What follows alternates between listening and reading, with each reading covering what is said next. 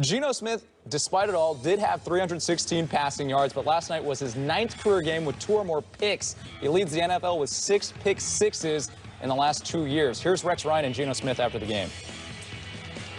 I feel good about this football team, and I feel good about Geno Smith. I just, was it perfect? Absolutely wasn't. But we're gonna focus on getting better as a football team. And I've got to make sure that when we get down in that red zone, we were 1 for 6 today, and that's completely awful. We don't expect to ever go 1 for 6 because we hold ourselves to a high standard, and it starts with me.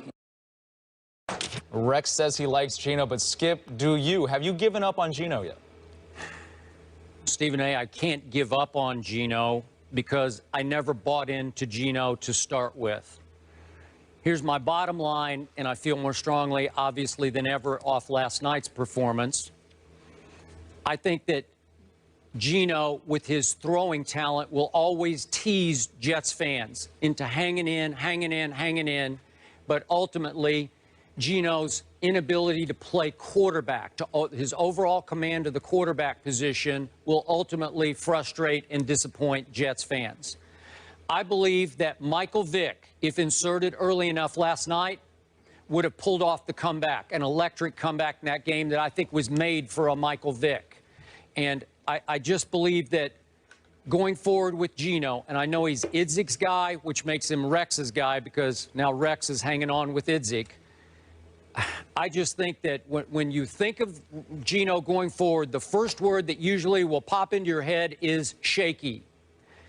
I'm talking about consistent decision-making, consistent playmaking, feel for the position.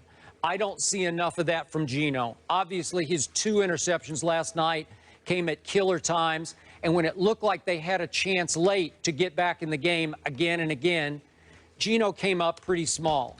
I think he's a decent kid. He always says the right things after the game. He took the blame for 1 out of 6 in the red zone.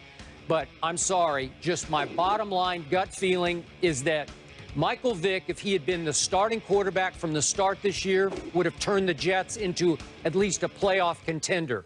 Going forward for the rest of this year, with Geno as a starting quarterback, they do not have a chance of making the playoffs. Skip Bayless, I'm not going to be as hard on Geno Smith as you are. I respect where you're coming from because your position on him has been incredibly consistent. You were definitely, even when he was a Heisman Trophy candidate, completing more than 70% of his passes at West Virginia over those first 6 games. I recall you even back then having a wait-and-see approach because you simply wasn't sold. And then he collapsed over the last 5 or 6 games because they had the worst defense in America, as far as I'm concerned, at West Virginia at that particular juncture. And then the team just became unrattled, and you saw him on the sideline appearing to be unrattled, appearing to come unraveled. I get all of that. I understand that.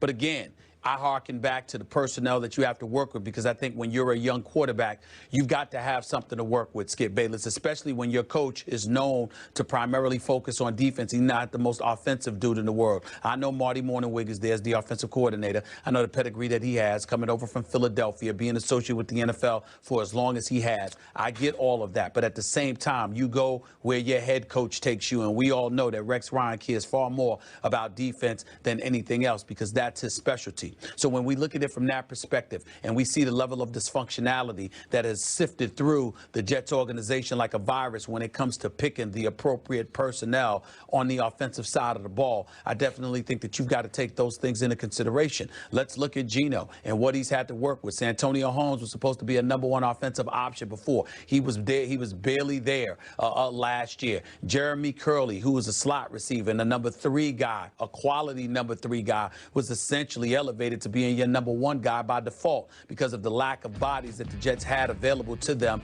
at their disposal in year 1 under Geno Smith. At that particular moment in time, what did he do?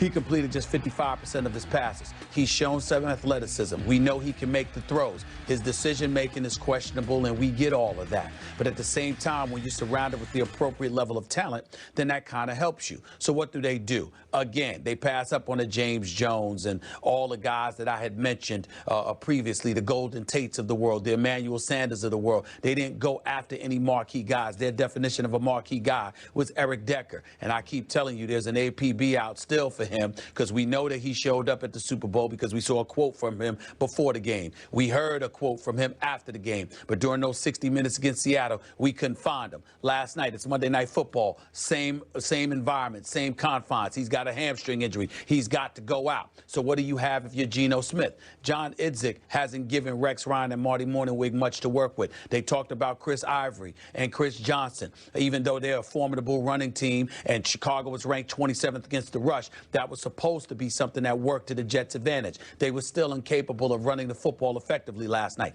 So you can't run the football. You don't have the bodies to throw the football, but you've got a second-year quarterback that's starving to make a name for himself because he was ranked 32 in the league according to prognosticators who gauged quarterbacks and what they bring to the table. A Ryan Fitzpatrick and a Chad Henne was elevated against him in stature. You get a young guy with that level of confidence who's going to have an ego. He's going to have a lot to prove. And if he's going to be on a mission to prove something, sometimes he's going to make those mistakes, especially when he doesn't have game breakers and game changers out there on the field with him. So that's not to absolve Geno Smith completely, Skip. I get the fact that it's on him, but at the same time, it's not all on him. And when I look at his talent, I see a guy that could make some things happen. He's going to have a lot to prove. There's no doubt. But he's got the talent. He's got the arm strength. He can make the throws. He's got the athleticism and the evasive skills to be productive if you can just reel him in and get him to make the right decisions. He's not impressive, but he is completing 63% of his passes compared to 55% last year, even though his QBR is at a 33 right now. I just believe that the jury is still out on Geno Smith, and I'd like to see him have more talent to work with before I close the book on him. Okay, those are all fair points. But I ask you, Stephen A. Smith, as you watched this game last night, did not one thought cross your mind? Michael Vick ought to be in there right now? Did you think about it? I'm a person that felt like Michael Vick should have been starting the season. Thank you. So, I mean, I don't disagree with you there. But even if Michael Vick was the starter and played every down of every game this season, Geno Smith still, to me, has a future because his talent mandates that.